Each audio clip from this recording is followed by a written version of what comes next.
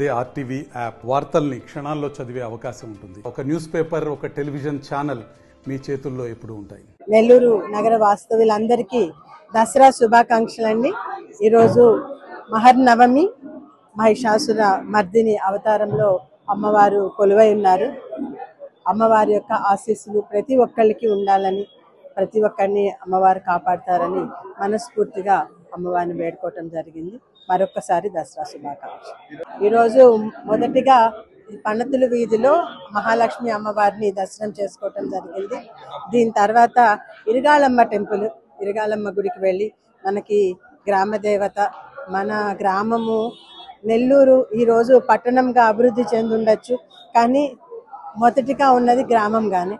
So మన గ్రామ దేవత, ఈరోజు మన గ్రామ దేవతని దర్శించుకోవాలని అనుకుంటున్నామండి.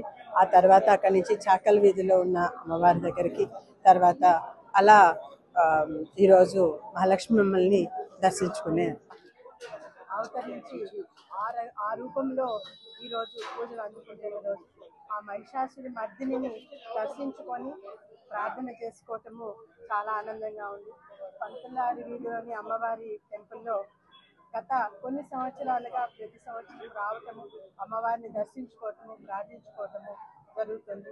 ఇక్కడ ఉన్న ప్రతి ఒక్కరూ కూడాను, కార్యకర్తలు కానివ్వండి, మేనేజ్మెంట్ కానివ్వండి, అందరూ కూడాను చాలా భక్తి శ్రద్ధలతో ఈ టెంపుల్లో పూజలు అమ్మవారికి చేస్తూ ఉంటారు.